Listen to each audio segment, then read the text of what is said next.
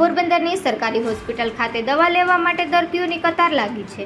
2 કલાક સુધી દવા મળતી નથી, તેમાં પણ વૃદ્ધોની દવા બારી બંધ રહેતા દર્દીઓને મુશ્કેલી પડી રહી છે, જેથી યોગ્ય વ્યવસ્થા ગોઠવવા માંગ ઉઠી છે। પોરબંદર જિલ્લાની સૌથી મોટી ગણાતી સરકારી ભાવસીજી હોસ્પિટલ ખાતે દરરોજ મોટી સંખ્યામાં જિલ્લાભરમાંથી દર્દીઓ સારવાર માટે આવે છે। તેમાં પણ મેડિકલ કોલેજ કાર્યરત થતાં તબીબોની સંખ્યા અને સુવિધામાં પણ ખૂબ જ વધારો થતાં મોટી સંખ્યામાં દર્દીઓ તેનો લાભ લઈ રહ્યા છે। આજે મંગળવારે 60 વર્ષથી ઉપરના દર્દીઓ માટેની દવાબારી કર્મચારીઓના અભાવના કારણે ખોલવામાં ન આવતા મહિલાઓ અને પુરુષોની દવાબારીમાં પણ ખૂબ જ લાંબી કતાર લાગી હતી।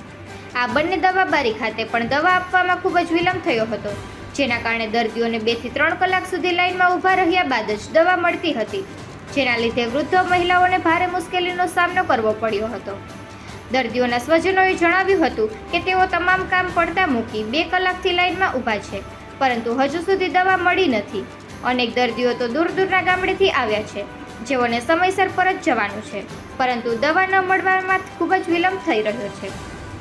ઉલ્લેખનીય છે કે એક તરફ કોરોનાનો ખતરો તોડાઈ રહ્યો છે, પડોશના જામનગર અને રાજકોટ જિલ્લામાં પણ કોરોના પ્રસરી રહ્યો છે, ત્યારે આટલી ભીડના કારણે જો પોરબંદરમાં પણ સંક્રમણ વધે તેવી ભીતિ પણ સેવાઈ રહી છે।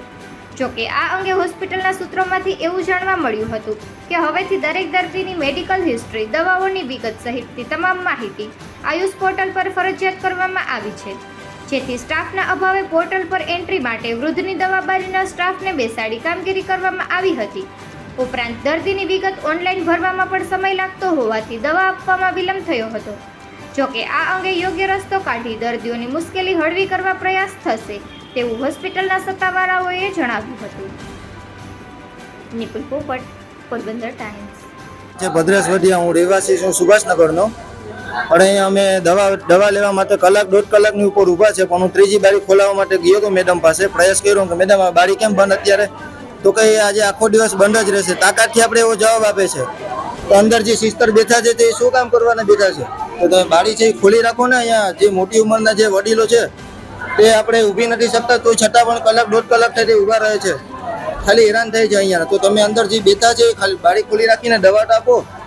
તમે કેટલા વાગ્યાના આવ્યો? અરે હું કલાક 1.5 કલાક અહીંયા ઊભો હતો અંદર। હોસ્પિટલમાં સિસ્ટર છું અને હું 8:30 વાગ્યાની આથી નાઈટ છૂટીને આવી તો કેસ બારીમાં, એટલે 9 વાગ્યા પછી કેસ વાળેલા ભાઈ આવ્યા, કેસ લખવાના, ત્યારથી પછી વાં ગયા અમે 25 નંબરમાં 29 નંબરમાં, ત્યાંથી વાર લખાવીને પાછા માનસિક ડોક્ટરમાં ગયા, ત્યાંથી આવીને અહીંયા અમે 10 વાગ્યાના ઊભા છીએ, અત્યારે 11 થયા। અમે નાઈટ ડ્યુટી આમને એમ છે અમારી સવારની, આમને એમ છે। હવે અમારે ક્યારે વારો આવશે આમાં? તમારે શું માગણી શું છે? અમારે હવે આ ત્રીજી બારી તો સિનિયરની છે કે ખુલ્લી નથી, એટલે બધા બારી એક ખોલે તો બધાને બિચારા ઊભી ન થતા, સિનિયર છે એ બિચારા, તો બધાનો વારો આવે એવી રીતે સિનિયર ત્રીજી બારી ખોલાવી નાખે।